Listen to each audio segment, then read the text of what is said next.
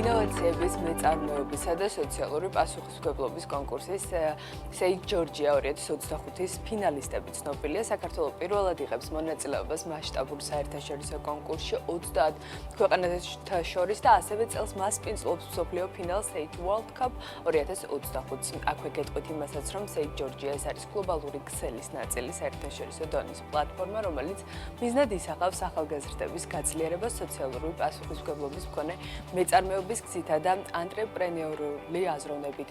ის ასევე აერთიანებს როგორც ახალგაზრდა ინოვატორებს, ასევე მეწარმეებსა და სტარტაპერებს. პროგრამა, როგორც მისი მესოვრები განმარტავენ, ხელს უწყობს ახალგაზრდებს შეიმუშაონ ინოვაციური და მდგრადი ბიზნეს პროექტები, რომლებიც რეალურ საზოგადოებრივ სარგებელს ქმნიან. გახდნენ წლევანდელი, რას ნიშნავს წლევანდელი კონკურსის ფინალისტობა, ვინ არიან ესენი და რა შესაძლებლობას ხსნის მათთვის ეს პლატფორმა, ყველა დეტალს მარიკა კლდიაშვილი, Sage Georgia-ს აღმასრულებელი დირექტორი გაგვიზიარებს, რომელიც ახლა გვერდდება პირდაპირ ეთერში. მარიკა, ძალიან დიდი მადლობა თქვენი დროისთვის და სტუმრობისთვის ჩვენთან.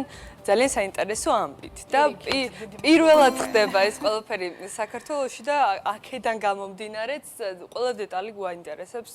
პირველ რიგში, მოდი გლობალურადაც შევხედოთ და შემდეგ უკვე ლოკალურად რას ნიშნავს ეს კონკურსი Sage რა პლატფორმასთან გვაქვს საქმე, როდესაც ამ სახელს ვიგებთ და შემდეგ უკვე საქართველოსთან კავშირები როდიდან იღებს სათავეს. აუცილებლად. დიდი მადლობა ლიკა პირველ რიგში მოწვევისთვის. თქვენ სტუდიაში მოსვლა ყოველთვის დიდი სიხარულია და მით უმეტეს ამ თემაზე სასაუბროთ.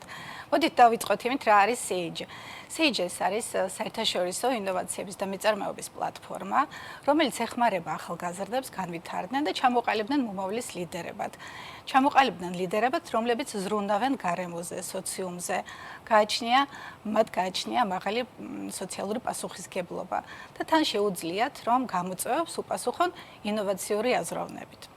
სხვათა შორის Sage უკვე 20 წელია რაც არსებობს, ის ჩამოყალიბდა სადღაც 20 წლის წინ ამერიკის ერთ-ერთი უნივერსიტეტის ბაზაზე, როცა ვითარდებოდა მეწარმეობაზე დაფუძნებული სწავლების მეთოდები და ის სწორედ იმ დროიდან ვითარდება და არსებობს 30 ქვეყანას საერთიანებს და ჩვენ პირველად წელს მივიღეთ შესაძლებლობა, რომ გავხდეთ ამ დიდი ოჯახის ნაწილი და წარვადგინოთ ჩვენი გუნდებით საერთაშორისო ასპარეზზე.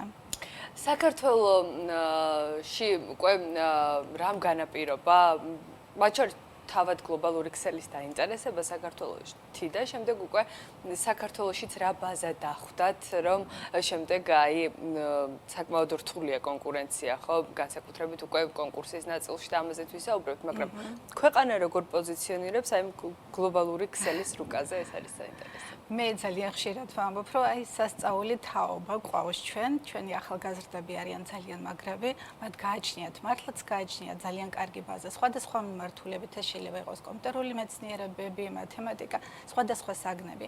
და ჩვენი ერთ-ერთი ამბიცია და ამოცანა გაჩნდა დავფიქრდეთ იმაზე, როგორ შეიძლება პრაქტიკულად გამოვაყენებინოთ მათ ეს ცოდნა. ეს არის ემპირიული სწავლების ერთ-ერთი მიმართულება, როცა ჩვენ ვეხმარებით ახალგაზრდებს, რომ ისწავლონ კეთებით, უფრო მეტად დავაინტერესოთ სწავლებით, უფრო მეტი мотиваცია გავუჩინოთ სწავლების მიმართ სწორედ კეთების პრაქტიკული აღსრულების პროცესში. და სწორედ ამიტომ ჩვენ თვითონაც დაუკავშირდით Sage Global-ს, ამ საერთაშორისო ქსელს, წარვადგინეთ ჩვენი გუნდი, გავიარეთ მთელი რიგი პროცესების, როცა შეფასდა გუნდის კვალიფიკაცია, გამოცდილება და მოვიპოვეთ ეს შესაძლებლობა, რომ ჩვენც გავხდეთ ამ დიდი ქსელის ნაწილი. მე მინდა გითხრათ, რომ წელს ფინალში ჩვენ ვიხილეთ ის, რაც იყო მეწარმეობის დღესასწაული. ეს იყო სასწაული გუნდები, სასწაული იდეები, სასწაული ნამუშევარი და აღსრულება, რომელზეც აუცილებლად მინდა რომ თქვენთან ვისაუბრო. აუცილებლად უნდა ვისაუბროთ, მოდი განმარტოთ რა უძღოდა, რა ეტაპები უნდა გადაელახათ ამ გუნდებს, რომ საბოლოოდ მისულიყვნენ ფინალამდე და რამდენად მაღალი კონკურენციის ფარგლებში მოუწიათ მათ პოზიციონირება. ხდება? დიახ, წელს საქართველოში განვახორციელეთ სეიჯის 3 ეტაპად. პირველი ეტაპი იყო მოსამზადებელი ეტაპი, ჩვენ პირველად ვიღებდით მონაწილეობას და ძალიან მნიშვნელოვანი იყო მხარდაჭერა გუნდების, მეორე ეტაპი შესარჩევი და ბოლო ეტაპი ფინალი. მოდით ყველა ეტაპზე ცოტა მეტად დეტალურად ვისაუბროთ. პირველ ეტაპზე ჩვენ გადავწყვიტეთ, რომ ჩაგვეტარებინა სხვადასხვა მიმართულებით ტრენინგები ახალგაზრდებისთვის, რომ მათ უკეთ დაენახათ, როგორ უნდა გამოიყენონ თავისი უკვე არსებული ცოდნა. ჩვენ მათ ჩავტარეთ ტრენინგები, მაგალითად, მასთან დაკავშირებით თუ როგორ უნდა შემუშავდეს ბიზნესის ბიუჯეტი, რას ნიშნავს ბიზნეს მოდელი, როგორ უნდა შეიქმნას ორგანიზაციული სტრუქტურა და ყველა ის საკითხი, რომელიც საბოლოო ჯამში ბოლო ეტაპზე უკვე ჟურის მიერ ფასდებოდა და შესაბამისად ამ გუნდებისთვის იყო ძალიან მნიშვნელოვანი. გუნდებს მივეცით შესაძლებლობა, რომ ჩამოყალიბდნენ გუნდებად, ზოგი მოვიდა ისე, რომ ჯერ იდეაც კი არ ქონდა და სწორედ სეიჯის პროცესში მათ შეძლეს რომ ჩამოეყალიბებინათ გუნდი, შეარჩიეთ მენტორი, შეარჩიეთ იდეა, დაემუშავებინათ ეს იდეა და უკვე მომზადებულიყვნენ შესარჩევი ტურისთვის. შესარჩევი ტურები წელს ჩავატარეთ საქართველოში 5 რეგიონში. შესარჩევი ტურები ჩატარდა ბათუმში, ფოთში, ქუთაისში, თბილისში და თელავში. ხოლო ფინალი ჩატარდა უკვე თბილისში. ფინალზე წარდგენილი იყო 9 გუნდი და მე მინდა გითხრათ, რომ ჟურისთვის იყო ურთულესი ამოცანა. მე ვამბობდი, რომ ჩემი შესაძლებლობა რომ იყო 9 გუნდსვე გავუშვებდი მსოფლიო ჩემპიონატზე თამამად და ამბიციურად. მაგრამ სეიჯს გააჩნია თავისი წესები და ჩვენი ვალდებულება იყო, რომ შეგვერჩია საუკეთესოთა შორის საუკეთესო 2 გუნდი და სწორედ ეს იყო ფინალის მთავარი ამოცანა. რა იყო შერჩევის მთავარი კრიტერიუმები, რა უნდა დაეკმაყოფილებინათ ამ გუნდებს და ვინ არჩევდა, ესეც ძალიან საინტერესოა, რა დონის პროფესიონალებით იყო ჟიური დაკომპლექტებული, რამდენად გამორიცხავდა მათ შორის რაღაცა პირადი კავშირების გაბმას თუნდაც კონკურსის მონაწილეებთან. სეიჯ ჯორჯიას გადაწყვეტილებით, როგორც ტრენინგებში, ასევე ჟურის წევრები იყვნენ ექსპერტები, მაღალი დონის პროფესიონალები სხვადასხვა მიმართულებით. ვისაც შეეძლო შეეფასებინა ბიზნეს მოდელი, ფინანსური გეგმა, გუნდის მომზადება, გუნდის პრეზენტაცია. ეს იყო 10-კაციანი შემადგენლობით ჟურის შემადგენლობა, რომელსაც შეეძლო რომ შეეფასებინა ყველა ეს კომპონენტი, რომელიც არის საერთაშორისო სეიჯის სტანდარტი. შეფასდა ბიზნეს მოდელი, შეფასდა ფინანსური მოლოდინები, შეფასდა ოპერაციები, ინოვაციურობა, შეფასდა მდგრადობა, შეფასდა რა თქმა უნდა დადებითი გავლენა სოციუმზე და თვითონ გუნდი და პრეზენტაცია. ვინ გახდნენ ფინალისტები? მოდი ამ გუნდებზეც მოვყვეთ ორიოდე სიტყვით გავაცნოთ ჩვენ საქმიან მაყურებელს და რა კატეგორიებში პოზიციონირებენ როგორც სტარტაპერები? ამ შეგვიძლია უკვე ესე ვთქვათ? იცით რა, კონკურსში წარდგენილი თემები იყო სხვადასხვა მიმართულებით ზოგადად. იყო სოფლის მეურნეობის საკითხები, იყო განათლებასთან დაკავშირებული საკითხები, იყო ინოვაციური გადაწყვეტილებები. ძალიან ბევრი იყო ის, ვინც პოზიციონირდება როგორც სტარტაპი და მათ შორის მათგან რამოდენიმე არის გამარჯვებული. მოდით მოგიყვებით საუკეთესო 3, ვინც შეირჩა, ის ვინც არის დღეს გამარჯვებული და დავიწყებ მესამე ადგილიდან. ეს არის გუნდი, რომლის ინოვაცია არის მაშინ, რომ მათ მოიგონეს ზურგჩანთა, რომელსაც შეუძლია ჰაერის გასუფთავება 1 მეტრის რადიუსზე. ანუ ის ადამიანი, ვინც ამ ზურგჩანთით იმოძრავებს, მას შეიძლება რომ სუფთა ჰაერით ისუნთქოს და ამით ხელი შეუწყოს საკუთარ ჯანმრთელობას. ეს იყო მესამე ადგილი.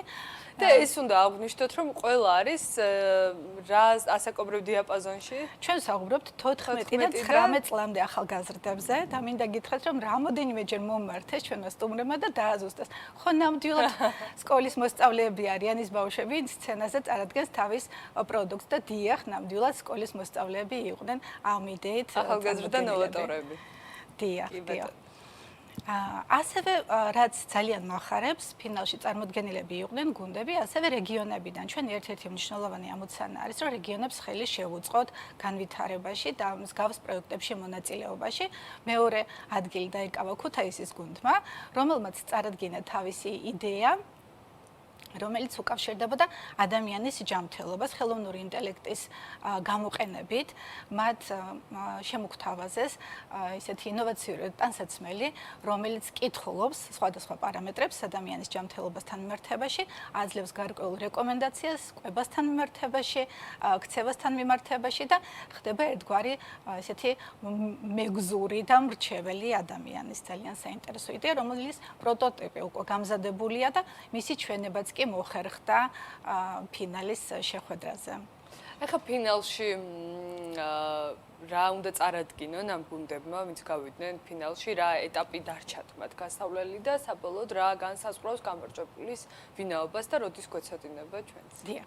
ჩვენ ესე იგი შევარჩიეთ საუკეთესო 3 გუნდი და 2 მათგანი, ქუთაისის გუნდი და თბილისის გუნდი, პირველი ადგილი ვინც არიან, ეს არის გუნდი, რომელიც ხელს უწყობს ახალგაზრდების განვითარებას. თვითონ შემოგთავაზეს პლატფორმა, რომელიც ხელს შეუწყობს ახალგაზრდებს მათ განვითარებაში. ეს 2 გუნდი წარადგენს საქართველოს უკვე მსოფლიო ჩემპიონატზე. მსოფლიო ჩემპიონატი ჩატარდება სექტემბერში და მინდა გითხრათ, რომ გარდა იმისა, რომ პირველად ვიღებთ მონაწილეობას ამ პროექტში, ჩვენ წელს ვართ მასპინძლები.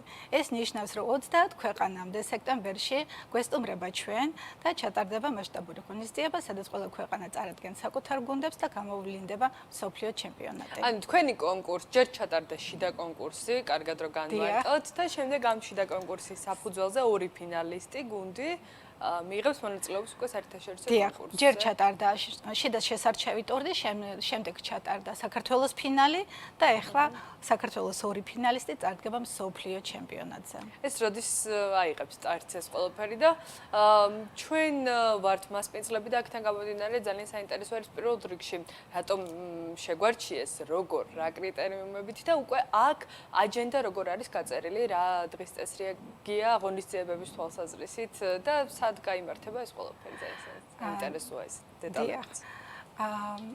საქართველოს შეირჩა სხვადასხვა პარამეტრებით, როგორც გუნდები იღებენ მონაწილეობას კონკურსში, ასე ჩვენმა გუნდმა მიიღო Sage-ის გლობალში მონაწილეობა შესარჩევ ტურში და ჩვენ ვიყავით ქვეყანა, რომელიც იყო წელს შერჩეული, როგორც მასპინძელი ქვეყანა. ღონისძიებები ჩატარდება სექტემბერში თბილისში. მე აუცილებლად დავიტოვებ ამ შესაძლებლობას და დაგიბრუნდებით დეტალებით, როგორც კი იქნება მსოფლიო საორგანიზაციო კომიტეტთან შეთანხმებული ყველა დეტალი, ეს იქნება 4 დღიანი ღონისძიება, რომელიც დაიწყება 11 სექტემბრიდან. კი ბატონო და გეგმებით შევაჯამოთ ცოტა დრო გვაქვს დარჩენილი. Sage Georgia შემდეგი ნაბიჯები უკვე რაც უნდა გადადგათ. დიდი მადლობა ამ შეკითხვისთვის, იმიტომ რომ ჩვენ უკვე დავიწყეთ მზადება შემოდგომისთვის. Sage ეს არ არის უბრალოდ კონკურსი, Sage არის პლატფორმა და Sage საქართველო არის პლატფორმა ქართველი მეწარმეებისთვის, ახალგაზრდა სტარტაპერებისთვის. ეს ნიშნავს, რომ ოქტომბრიდან უკვე მოქმედებას იწყებს Sage-ის სკოლა. Sage-ის სკოლა იქნება 6-თვიანი მოსამზადებელი პლატფორმა და პროგრამა, რომელიც დაეხმარება ახალგაზრდებს საქართველოს ყველა რეგიონიდან გაიარონ თანმიმდევრულად ყველა პროცესი, მოემზადონ Sage-ის შესარჩევი ტურისთვის და შეეძლონ რომ ჩამოვაყალიბონ წარადგინონ და გაიმარჯვონ თავისი საუკეთესო ბიზნეს იდეებით Sage-ის საერთაშორისო პლატფორმაზე. ვის შეუძლია რომ ამ სკოლაში მიიღოს ცოდნა, გამოცდილება და რა შეისწავლიან ადგილზე და როდიდან აიღებს სტარტს ეს ყველაფერი? სტარტს იღებს 1 ოქტომბრიდან. მონაწილეობის მიღება შეუძლია ნებისმიერ ახალგაზრდას 14-დან 19 წლის ჩათვლით. მთავარია სჯეროდეს, მთავარია უნდოდეს და ჩვენ ხელს შევუწყობთ აბსოლუტურად ყველა იმ ნაბიჯის განხორციელებაში, რომელიც აუცილებელი არის ბიზნეს იდეის გამართვაში და წარდგენისთვის Sage-ის საერთაშორისო კონკურსისთვის. ჩვენ ვუზრუნველყოფთ შესაბამის ტრეინინგების განხორციელებას, მომზადებას და აუცილებლად მათ გამარჯვებას. ესე იგი, ვისაც უნდა რომ ინოვაციაზე, რაღაც ტექნოლოგიებზე, მომავლის პროფესიებზე კონცენტრირდეს, ასეა? კი, იმ ადამიანებისთვის, ვისაც აინტერესებს ტექნოლოგიები, ვისაც აინტერესებს ბიზნესი, ეკონომიკა, მედიცინა, ქიმია, არანაირი შეზღუდვა აქ არ არსებობს. მთავარია უბრალოდ სჯეროდეს ადამიანს და მას აუცილებლად ღირებულებას გაგვანდობს? აუცილებლად. ეს კონკურსი ქმნის უდიდეს ღირებულებას, იმიტომ რომ ჩვენ არა, თანხაში გამოხატული ღირებულება ვიგულისხმე, აი სასწავლო პროგრამის? იცით რა, წელს ჩვენ ფაქტიურად ყველა სატრენინგო მოსამზადებელი პროცესი, რომელიც ჩვენ ჩავატარეთ როგორც მოხალისეებმა, თუმცა მომავალ წელს სკოლა უკვე ახალი ფორმატით იქნება წარმოდგენილი და ამას აუცილებლად გაგიზიარებთ. კი ბატონო. მადლობა, ძალიან დიდი წარმატება მინდა გისურვოთ თქვენს და სეიჯის ფინალისტებთან ცალკე თქვენს პლატფორმას, რომელსაც აი ასეთ გეგმები აქვს და განხორციელება, რა თქმა უნდა, ამ ყველაფრის დათმულ ვადაში. მარიკა კლდიაშვილი, სეიჯ ჯორჯიას აღმასრულებელი დირექტორი იყო ჩვენს სტუმარი.